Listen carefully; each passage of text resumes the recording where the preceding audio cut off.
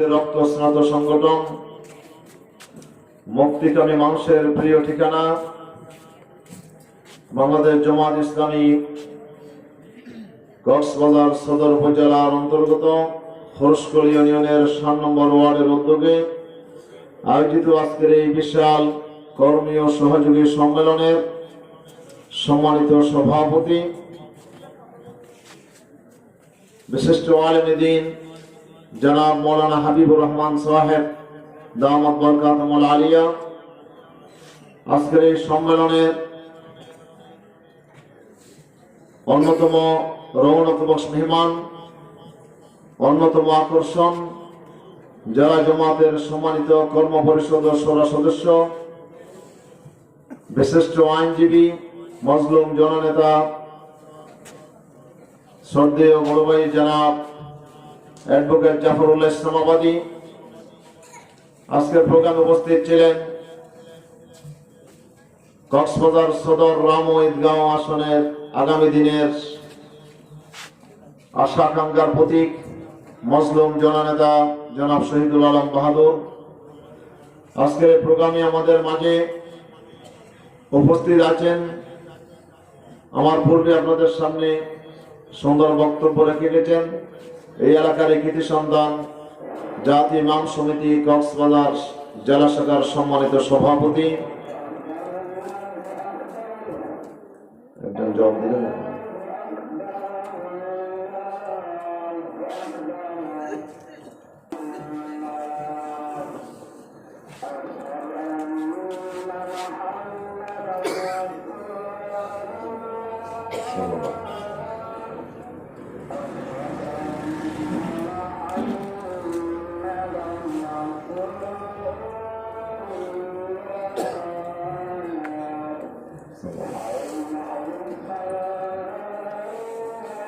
আলেমে দ্বীন জনাব মৌলানা কামাল উদ্দিন সাহেব, আজকের প্রোগ্রামের অন্যতম বিশেষ অতিথি, এই এলাকার কৃতি সন্তান সদর উপজেলা জামাতের সংগ্রামী নায়েব আমির বন্ধুবর মৌলানা মুশতাক আহমদ সাহেব। এখানে উপস্থিত আছেন বরেণ্য আলেমে দ্বীন এই ইউনিয়নের সভাপতি জনাব মৌলানা জহিরুল ইসলাম সাহেব।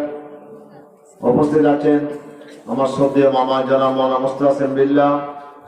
উপস্থিত আছেন প্রিয় ভাই হাবিবুল্লাহ সহ আজকের এই প্রোগ্রামে উপস্থিত সম্মানিত অতিথিবৃন্দ, জামাত ইসলামী শ্রমিক কল্যাণ ফেডারেশন, ছাত্র শিবির, অন্যান্য যুব শাখার সম্মানিত দায়িত্বশীল বৃন্দ, সম্মানিত হযরত উলামায়ে ইকরাম, মুরব্বিয়ান আযম, প্রাণপ্রিয় বেরাদার ইসলাম, তরুণ যুবক কিশোর ছাত্র ভাইয়েরা, পর্দার আড়ালে আমার অতীব সম্মানিত মা ও বোনেরা, আসসালামু আলাইকুম ওয়া রাহমাতুল্লাহি ওয়া বারাকাতুহু।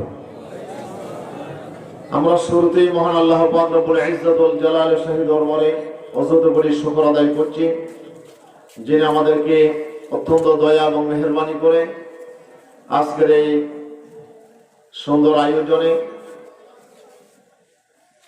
আমাদেরকে সমবেত হওয়ার তৌফিক দান করেছেন। এবং আমি অধমকে আপনাদের সামনে এই আখেরি সময়ে উপস্থিত হয়ে দুটি কথা বলার এবং শোনার যিনি তৌফিক দান করেছেন, সে মুনিবের দরবারে আমরা সকলে শুকরগুজার হচ্ছে, সকলে পড়ছি আলহামদুলিল্লাহ। সাথে সাথে আমরা আজকের এই প্রোগ্রামে স্মরণ করছি ওইসব মর্দ মুজাহিদদের যারা কষ্ট করে বুকের তাজা রক্ত দিয়ে এই জমিনকে যারা ফেসিবাদ মুক্ত করে, জালিম মুক্ত করে আল্লাহর দ্বীনের সেই কথাগুলো জনগণের কাছে পৌঁছে দেওয়ার মতো সেই সুন্দর সুযোগ যারা এনে দিয়েছেন, যারা এই জমিনকে জালিম মুক্ত করে এই জমিনের মানুষকে মুক্ত বাতাসে নিঃশ্বাস ফেলার তৌফিক দিয়েছেন, সেই সব মর্দ মুজাহিদদের আমরা স্মরণ করছি। আল্লাহ তাআলা তাদেরকে শাহাদাতের সর্বোচ্চ মর্যাদা দান করুন, আমরা সকলে বলি আমিন। সুপ্রিয় উপস্থিতি, সময় অনেক হয়ে গেছে, আজান হয়েছে, আমরা নামাজের জন্য অপেক্ষা করছি। এখন যে সময়, অল্পক্ষণ পরেই জামাত হয়ে যাবে, কি বলে আজান হয়ে গেছে, অল্পক্ষণ পরে কি হবে? জামাত হবে। আমরা জানি প্রত্যেকটা নামাজের আগেই কিন্তু আজান হয়, আর আজানের পরে কি হয়? নামাজ হয়। কিন্তু একটি আজান আমরা দেখেছি, সে আজানের পরে কোনো নামাজ হয় নাই। বলেন তো সেটা কোন আজান? হ্যাঁ, মাশাআল্লাহ। আমরা জন্মগ্রহণ করার পরে আমাদের কানে শুনিয়ে একটি আজান দেওয়া হয়েছিল, মনে আছে নাকি আপনাদের? আমাদের মনে নাই, কিন্তু আমরা তো দেখেছি আমাদের চোখের সামনে যারা জন্মগ্রহণ করে তাদেরকে আমরা কি শোনাই? আজান শোনাই। এই আজানের পরে কি কোনো নামাজ হয়েছে? আল্লামা হাকিমুল উম্মত আশরাফ আলী থানভী রাহমাতুল্লাহ আলাইহি তিনি বলছেন, আমি দীর্ঘদিন চিন্তা ভাবনা করলাম, গবেষণা করলাম, আজানের পরে তো নামাজ হওয়ার কথা, কিন্তু এই নামাজ গেল কোথায়? অনেকদিন গবেষণা করে পেলাম একটি নামাজ খুঁজে পাওয়া গেছে যে নামাজের আগে আজান দেওয়া হয় নাই। সেই নামাজ কি? জানাজার নামাজ। জানাজার নামাজ হয়েছে কিন্তু আজান হয় নাই। কেন আজান হয় নাই? বলে এর আজান তো আগেই হয়ে গেছে। আজান কখন হয়ে গেছে? আজান অনেক আগে হয়ে গেছে। আমাদের জন্মের সাথে সাথে আজান হয়ে গেছে। এই আজানের পরে শুনিয়ে দেওয়া হয়েছে যে অল্পক্ষণ পরেই তোমার নামাজ হবে, জানাজার নামাজ।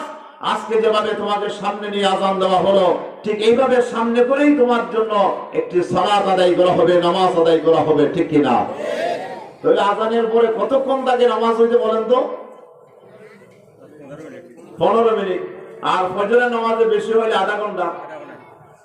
15-20 মিনিট, আধা ঘন্টা পরেই জামাত হয়ে যায়।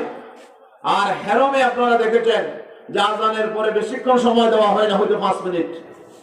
5 মিনিট পরে জামাত শুরু হয়ে যায়, সুন্নাত পড়া পর্যন্ত দ্রুত। তাহলে বোঝা যায় আজানের পরে অল্প সময়, এরপরে জামাত নামাজ হয়ে যাবে। তো আমাদের জানাজার নামাজের জন্য আল্লাহ তাআলা যে আজানের হয়ে গেছে, সে আজানের পরে আমাদের হায়াত আছে কতক্ষণ? অল্প দিন। আমরা যা মনে করছি 50 বছর, 60 বছর, 100 বছর, এটি আসলে আল্লাহ তাআলার সামনে এই হায়াত একেবারেই অল্প। কিয়ামতের দিন যখন মানুষের আল্লাহর দরবারে দাঁড়াবে, তখন আল্লাহ তাআলা বলছে, ফি ইয়াউমিন কানা মিকদারুহু 50,000 সানা। এমন এক দিনে তোমাদেরকে আল্লাহর সামনে হাজির হতে হবে, যেই দিনকে ইন্নাহুম ইয়ারাউনাহু বাঈদা ওয়া নারাহু করিবা।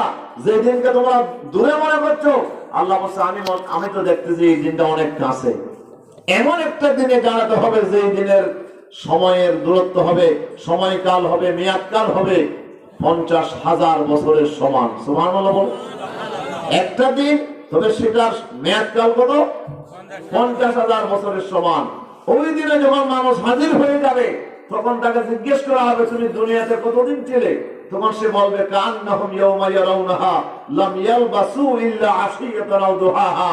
তখন সে বলবে, আল্লাহ আমি তো বেশি দিন ছিলাম না, হয়তো মাত্র একটা সকালবেলা অথবা বিকালবেলা, একটা দিনও আমি পুরোপুরি দুনিয়াতে থাকি নাই। সুবহানাল্লাহ বলেন।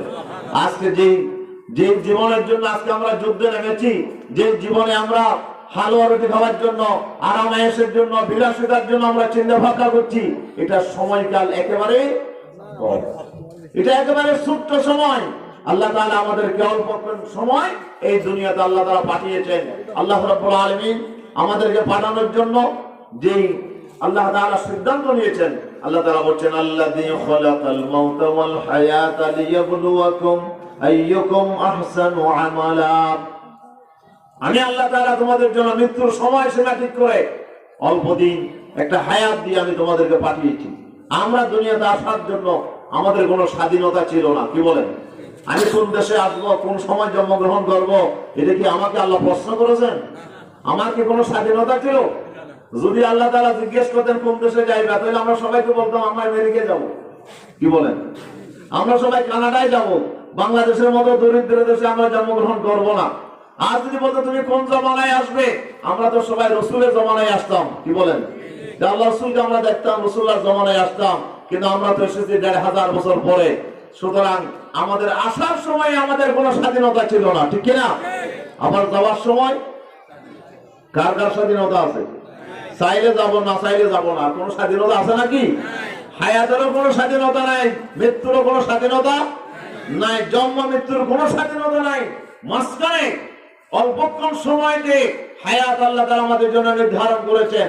এই হায়াতের ভিতরে আল্লাহ তাআলা বলছে আমি সীমিত একটা স্বাধীনতা তোমাদেরকে দিয়েছি, তবে এখানে কি খাবে না খাবে, তোমার রিজিক কি হবে সেটা আমি বরাদ্দ করেছি। আমার রিজিকের বাইরে এক লোকমাও তুমি গ্রহণ করতে পারবে না, ঠিক কিনা বলেন না? আলাম ফাজ মাহদুদা, এখানে কয়টা নিঃশ্বাস ফেলবা, কি পরিমাণ পানি পান করবা, কি পরিমাণ লোকমা গ্রহণ করবা, সব আমি আল্লাহ তাআলা নির্ধারণ করে দিয়েছি। এর বাইরে তোমার এক লোকমা খাদ্য গ্রহণ করার কোনো স্বাধীনতা নাই।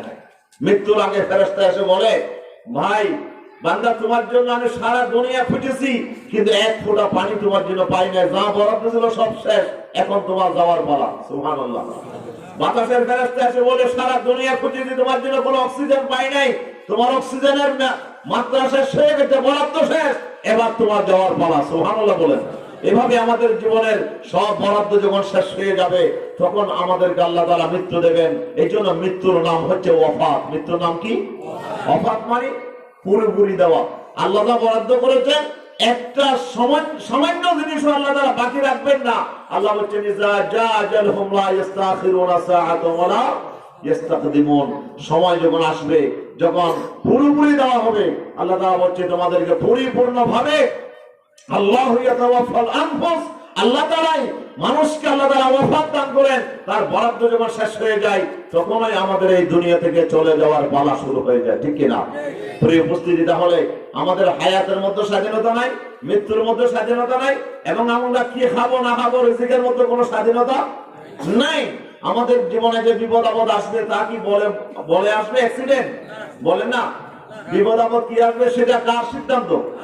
কুল্লা ইউসিবানা ইল্লা মা কাতাবাল্লাহু লানা হুয়া মাওলানা। কোন বিপদ মুসিবত আল্লাহর নির্ধারিত ফয়সালা ছাড়া মানুষের জীবনে আসে না, যা কিছু আসে সব আল্লাহর ইচ্ছায় আসে, ঠিক কি না? এক্ষেত্রে আমাদের কোনো স্বাধীনতা নাই। স্বাধীনতা কোথায়? একটা জায়গায় স্বাধীনতা। আল্লাহ তাআলা বলছে সেই স্বাধীনতা কি? ইন্না হাদাইনাহুস সাবিলা ইম্মা শাকিরা ওয়া ইম্মা কাফুরা। আল্লাহ তাআলা বলছে বান্দা আমি তোমাকে একটা জিনিসের স্বাধীনতা দিয়েছি, সেটা হচ্ছে আমি দুনিয়ার মানুষকে চলার জন্য যে রাস্তা, যে পথ, দুটা রাস্তা আমি বাতলিয়ে দিয়েছি। ও হাদাইনাহুন নাজদাইন, একটি হচ্ছে ভালো আর একটি হচ্ছে মন্দ, একটি জান্নাতের রাস্তা আর একটি জাহান্নামের রাস্তা, একটি কল্যাণের রাস্তা আর একটি অকল্যাণের রাস্তা। এই ভালো আর মন্দ দুটো রাস্তা তোমার সামনে আমি উন্মুক্ত করে দিয়েছি। এবার তোমাকে আমি একটু পরীক্ষা করে নিতে চাই। আমি আল্লাহ তাআলা কোন রাস্তাকে তোমার জন্য বাধ্যতামূলক করব না, কোন আমলকে তোমার জন্য বাধ্যতামূলক করব না। কাজ তুমি কিভাবে করবে, যে জান্নাতের আমল করবা না জাহান্নামের আমল করবা, আমি তোমাকে স্বাধীনতা দিলাম, সীমিত স্বাধীনতা, কাজের স্বাধীনতা, ঠিক কি না? আল্লাহ তাআলা আমাদেরকে বাধ্যতামূলক করে নেন। আল্লাহ তাআলা আমাদের জন্য চয়েস দিয়েছেন, আমাদের জন্য ফ্রিডম দিয়েছেন, স্বাধীনতা দিয়েছেন শুধু একটা জায়গায়, সেটি হচ্ছে যে আমরা কোন কাজটা করব, কি ভালো কাজ করবো না মন্দ কাজ করবো। চোখ আমাদেরকে দিয়ে দিয়েছে, এটা দিয়ে আমি আমার মা বাবার চেহারাও দেখতে পারি, আবার সুন্দরী নারীর চেহারাও দেখতে পারি, কি বলে ঠিক কিনা? পা দিয়েছে, এটা দিয়ে হেঁটে হেঁটে আমি মসজিদেও যাইতে পারি, এটা দিয়ে হেঁটে হেঁটে আমি মন্দিরেও যাইতে পারি, আমি বাজারেও যাইতে পারি। স্বাধীনতা দিয়েছেন কে? সামান্যতম আমলের স্বাধীনতা আল্লাহ দিয়েছেন। তবে আল্লাহ তাআলা জানিয়ে দিয়েছেন এটা হচ্ছে শুধু পরীক্ষা। তবে তুমি পরীক্ষায় যদি পাস করো তোমার জন্য জান্নাত, আর যদি পরীক্ষায় ফেল করো তোমার জন্য জাহান্নাম আল্লাহ তাআলা প্রদায়িত করে রেখে দিয়েছেন, ঠিক কি না? প্রিয় উপস্থিতি, আল্লাহ রাব্বুল আলামিন সেই জান্নাত আর জাহান্নামের যে দুটো রাস্তা আল্লাহ তাআলা আমাদের জন্য বাতলিয়ে দিয়েছেন, দুটো পথ, দুটো পরিণাম। এরপরে মানুষকে চলার জন্য দুটো বিধান আল্লাহ তাআলা দিয়েছেন, একটি হচ্ছে আল্লাহর বিধান আর একটি হচ্ছে মানুষের তৈরি করা বিধান। বিধান কয়টা বলেন তো? দুইটা মাত্র বিধান। আল্লাহ যে বিধান তৈরি করেছেন সেই বিধানের নাম হচ্ছে ইসলাম। সেই বিধানের নাম কি? ইসলাম। জান্নাতে যদি যেতে চাও ইসলাম নামক এই রাস্তা দিয়ে তোমাকে যেতে হবে। আল্লাহর বিধানের আপনার যে গতি দ্বারা আল্লাহর বিধানের যে রাস্তা, এটা মেনে তোমাকে যেতে হবে জান্নাতের পথে। জান্নাত তুমি এই বিধান দিয়ে মেনে চললে তোমার জীবনে আসবে জান্নাত। আল্লাহ রাব্বুল আলামিন এই দুটো রাস্তা আমাদের জন্য বাতলিয়ে দিয়েছেন। এবার আসুন এই দুটো মত থেকে এখন আমরা কোনটা গ্রহণ করব? স্বাধীনতা দিয়েছেন কে? আল্লাহ। আল্লাহ তাআলা বলেন ইন্নাদ দীনা ইনদাল্লাহিল ইসলাম। নিশ্চয় আমার কাছে গ্রহণযোগ্য দিন হচ্ছে একমাত্র ইসলাম। আমি আল্লাহ তাআলা পছন্দ করি, ওয়ারাদিতু লাকুমুল ইসলাম দীনা, তোমাদের জন্য পছন্দ করেছে একটা জীবন ব্যবস্থা, সেটি হচ্ছে ইসলাম। ইসলাম বাদ দিয়ে যত জীবন ব্যবস্থা আছে সব জাহান্নামের রাস্তা, সব শয়তানের রাস্তা, সব অন্যায়ের রাস্তা, সব জুলুমের রাস্তা, সব আপনার ক্ষতির রাস্তা, অকল্যাণের রাস্তা। আর ইসলামই হচ্ছে একমাত্র সত্য, ন্যায়, ইনসাফ, কল্যাণের রাস্তা, ঠিক কিনা?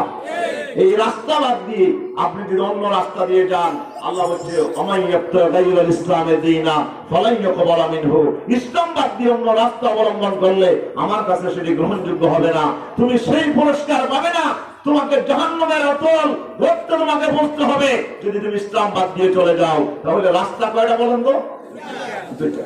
আল্লাহ রাব্বুল আলামিন বলছেন আফগায়রা দীনিল্লাহি ইয়াবগুন ওয়া লাহু আসলামা মান ফিস সামাওয়াতি ওয়াল আরদ তাওআন ওয়া কারহা ওয়া ইলাইহি ইউরজাউন।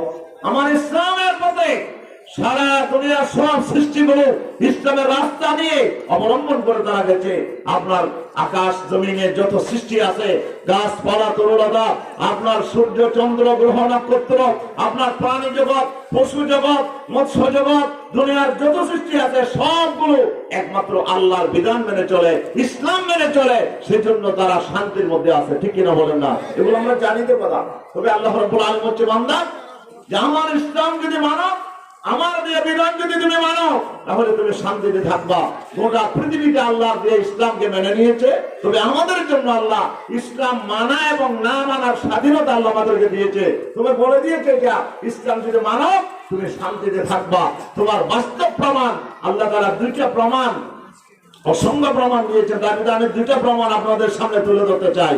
একটি প্রমাণ হচ্ছে আমার আপনার শরীরের ভিতরে, কোথায় বলেন তো? আমার আপনার শরীরের ভিতরে আইন চলে কার? কথা বলেন, আইন চলে কার? আমার আল্লাহ তাআলা আইন করে দিয়েছেন, চোখ দিয়ে কি করতে হবে? দেখতে হবে। এটা কার আইন? কান দিয়ে কি করতে হবে? শুনতে হবে। পা দিয়ে হাঁটতে হবে, হাত দিয়ে ধরতে হবে। এটা কে দিয়েছেন আইনটা?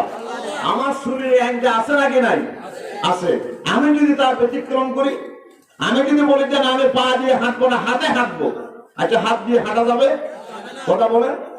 পাটা আমি উপর দিকে তুলে রাখবো, হাত দিয়ে আমি হাঁটবো, তাহলে এটা কি শান্তি হবে না অশান্তি হবে? আপনি যদি বলেন যে আমি চোখ দিয়ে দেখবো না, আমি কান দিয়ে দেখবো, চোখ বন্ধ করে রাখলেন, কানটা খোলা রাখলেন, কান দিয়ে কি দেখা যাবে? দেখা যাবে না। যদি বলেন যে আমি চোখ দিয়ে শুনবো, কান দিয়ে শুনবো না, তাও হবে না। আল্লাহ দিয়ে বিধান মতো আপনাকে চলতে হবে। বিধানটা যতক্ষণ পর্যন্ত কার্যকর থাকবে ততক্ষণ আপনি শান্তিতে থাকবেন, ঠিক কিনা?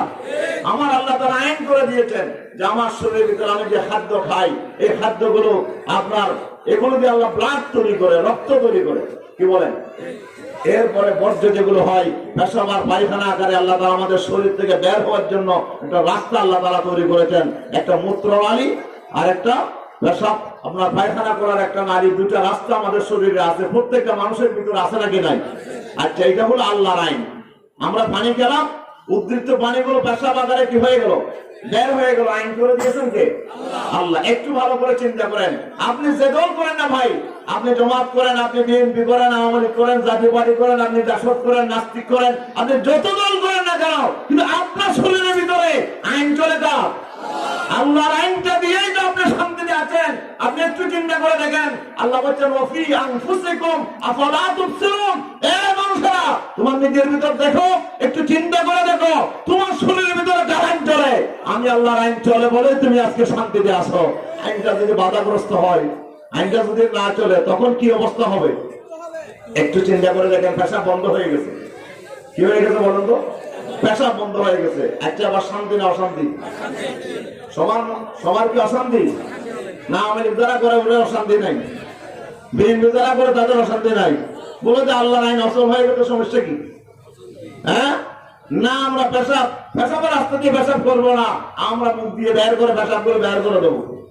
শান্তি না অশান্তি? আপনি যে দল করেন এখন, আপনাকে আল্লাহর আইন মানতেই হবে। আল্লাহর আইন না মানলে আপনার ভিতরে অশান্তির যন্ত্রণা শুরু হয়ে যাবে, ঠিক কিনা? পেশাব যদি বন্ধ হয়ে যায়, তাহলে এখন কি করবেন? এখন আপনার রাস্তা কি? বলে ডাক্তারের কাছে নিয়ে যাও। তো ডাক্তারের কাছে কি করে? ডাক্তার গিয়ে বলে যে হাসপাতালে শোয়া আপনাকে একটা ফাইভ দেয়, ফাইভ দিয়ে আবার এই পেশাবটা আবার জারি করে দেয়। যখন পেশাব জারি হয়ে গেল তখন কি বলেন? ডাক্তার আবার পরীক্ষা নিরীক্ষা শুরু করেছে, কি কারণে পেশাব বন্ধ হলো। এই কারণটা যদি আমি ধরতে না পারি, কি বুঝতে পারছে না পাথর হয়েছে, কি কারণে পেশাব বন্ধ হলো, এটা আপনার পরীক্ষা নিরীক্ষা করে বের করলো, বড় যে বুঝতে পারছে এটাকে অপারেশন করতে হবে। যদি অপারেশন করা না যায় আবার পেশাব বন্ধ হবে, ঠিক কিনা? এখন কি বারবার পেশাব বন্ধ হোক আপনি চান? তো কি করতে হবে? অপারেশন করতে হবে। অপারেশন করার জন্য টাকা পয়সা লাগবে, লাগবে কিনা বলে? কত লাগবে বলে? ডাক্তারকে দিতে হবে 30,000 টাকা, 15,000 টাকা। এরপর বাকি আধা আরো চিকিৎসাপত্র ওষুধ খরচ আছে, সবগুলো মিলাই আপনার লাখ টাকা খরচ আছে। কোথায় পাবেন বলে? জায়গা বিক্রি করে হোক, গরু বিক্রি করে হোক, সুপারি বিক্রি করে হোক, আপনার জায়গা বন্ধক দিয়ে হোক, যেভাবেই হোক আমার লক্ষ টাকা জোগাড় করে আল্লাহর আইনটা যতক্ষণ চালু করে দেবেন না ততক্ষণ পর্যন্ত আপনি শান্তিতে থাকতে পারবেন না, ঠিক কিনা বলেন না? তাহলে আমার শরীরের ভিতরে একটা উদাহরণ আমি দিলাম যে আপনার আমার প্রত্যেকের শরীরের ভিতরে আল্লাহর আইন আছে। আল্লাহর আইনটা না চললে আপনার শরীরে অশান্তি হয়, আল্লাহর আইনটা চালু করে দিলেই আপনার শরীরের ভিতরে শান্তি চলে আসবে, ঠিক কিনা? আল্লাহ তাআলা আমাদেরকে এখন আযান দিয়েছে, কোথায় যাবো আমরা? মসজিদে যাবো। মসজিদে আইন চলে কার? কথা বলেন। আল্লাহ তাআলা সেই মসজিদে কয়বার যাওয়ার জন্য আমাদের বাধ্যতামূলক করেছেন? 5 বার যেতে হবে। দল মত নির্বিশেষে সবাইকে মসজিদে যেতে হবে, কিন্তু সেই মসজিদে আইন চলে কার? মসজিদের শান্তি না অশান্তি? মসজিদের ভিতরে শান্তি আছে। ধনী গরিবের কোনো ব্যবধান কি সেখানে আছে? আল্লাহ ইকবাল বলছে, এক হি সাফ মে কাড়ে হো গয়ে মাহমুদ ওয়াস না কোই বান্দা রাহা और না কোই বান্দা নওয়াজ। দেখো এক কাতারের মধ্যে বাদশাহ আলমগীর, সম্রাট আলমগীর এবং তার গোলাম আয়াব একই কাতারে দাঁড়িয়ে গেছে। বাদশার কোনো ক্ষমতা নাই তার গোলামকে তার পাশ থেকে নামাই দেয়, এই গোলাম তুমি আমার পাশাপাশি কেন দাঁড়াইছো, নেমে যাও। এই কথা বলার অধিকার বাদশার নাই। ফেটানারি যদি আপনার পাশে দাঁড়িয়ে যায়, মন্ত্রী সাহেবের পাশে যদি ফেটানারি দাঁড়িয়ে যায়, মন্ত্রীকে এই কথা বলতে পারবে, এই ফেটানারি যাও, নেমে যাও। প্রথম কাতারে আমি দাঁড়াবো, তুমি নিচের কাতারে যাও, এই কথা বলার কি অধিকার কাউকে দিয়েছে আল্লাহ?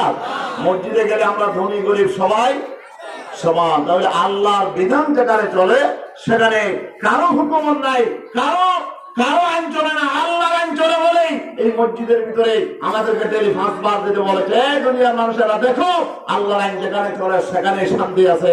আর আল্লাহর আইন আছে বলে ধনী গরিবের ভিতরে কোনো ব্যবধান নাই, সব এখানে সমান সাম্য সম্প্রীতি নিয়ে এখানে তোমরা থাকতে পারো। ঠিক অনুরূপ ভাবে তোমার বাজার, তোমার ব্যবসা, তোমার দেশ, তোমার চাকরি, তোমার সেই আদালত, তোমার জীবনের যতগুলো জায়গা আছে এই সব জায়গায় যদি আল্লাহর বিধান চলে সেখানেও শান্তি চলে আসবে, ঠিক কিনা বলেন না?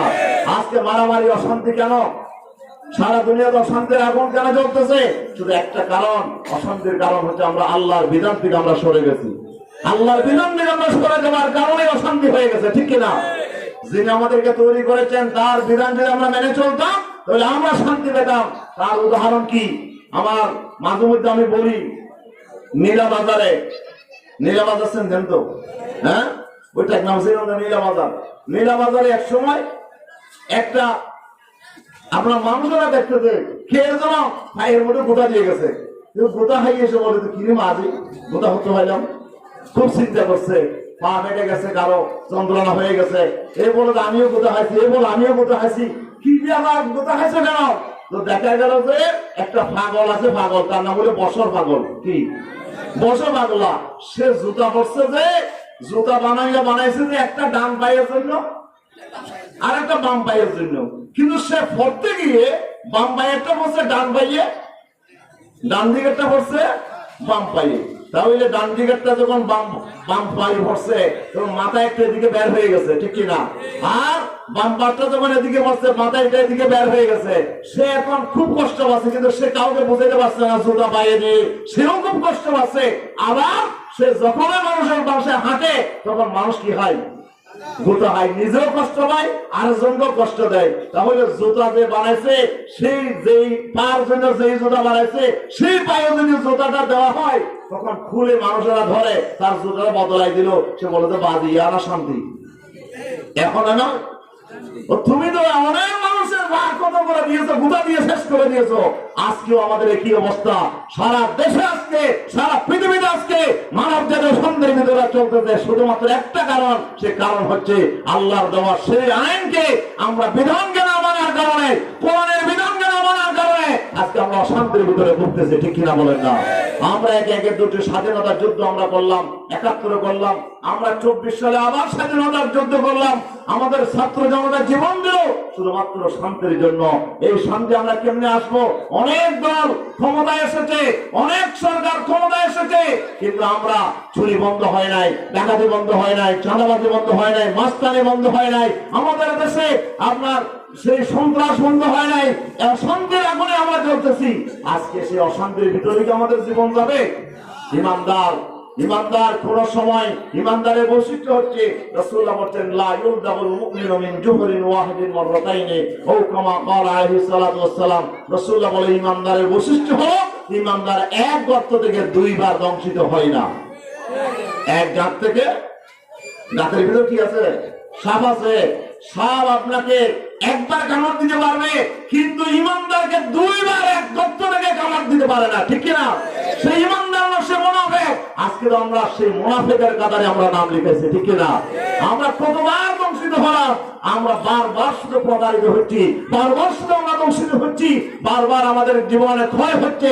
হাজার হাজার মানুষের জীবন এক সাগর রক্তের বিনিময়ে দেশ স্বাধীন করার পরও আজকে আমরা শান্তিতে নাই। আজকে আমরা চাঁদাবাজি, মাস্তানি, আজকে সারা দেশে আজকে দ্রব্যমূল্য কেন কমতেছে না? তার কারণ হচ্ছে জালিম এক দল চলে গেছে, কিন্তু চাঁদাবাজ যারা যে সাদা নিত, সেই সাদা কিন্তু এক দলে না নিয়ে এখন আরেক দলে নেওয়া শুরু করছে, ঠিক কিনা? সেই চাঁদাবাজের কারণে আজকে দ্রব্যমূল্য কমছে না। তাহলে আজকে কিভাবে আমরা দেশে শান্তিতে থাকতে পারবো? জামাত ইসলামী আপনাদের জন্য এমন কিছু লোক তৈরি করেছে। জামাত ইসলামী সেই পরীক্ষামূলক 2 জন মন্ত্রী আমাদের দেশে রাষ্ট্র পরিচালনায় অংশ নিয়েছিল। আপনারা দেখেছেন কিভাবে ওনারা জনগণের এই দায়িত্ব তারা কিভাবে আমানতদারিতার সাথে পালন করেছেন। 5 বছরের ভিতরে একটা দুর্নীতির একটা প্রমাণ গোটা জাতি দেখাইতে পারে না, ঠিক কিনা বলেন না? অথচ কোন সরকারের পতন হয়ে গেলে দেখা যায় হাজার হাজার আপনার দুর্নীতির মামলা তার বিরুদ্ধে, হাজার হাজার কোটি টাকা সে আপনার দুর্নীতি করে জনগণের সম্পদ আত্মসাৎ করেছে। কিন্তু ইসলাম বলে এইগুলো জনগণের সম্পদ, জনগণের আমানত, আল্লাহকে যারা ভয় করে তারাই শুধু রক্ষা করতে পারবে, ঠিক কিনা? মুহাম্মদ ইসলাম আদি ভাই বলেছেন, হযরত আমিরুল মুমিনিন ওমর ইবনে খাত্তাব রাদিয়াল্লাহু একটি ঘটনা বলি আমার কথা শেষ করছি। হযরত ওমর রাদিয়াল্লাহু আনহু উনি ওনার কাছে ওনার বিবি বলতেছে, বাচ্চারা তো এখন একটু ভালো মানে একটু নাস্তা করতে চাই, একটু খাবার খেতে চাই।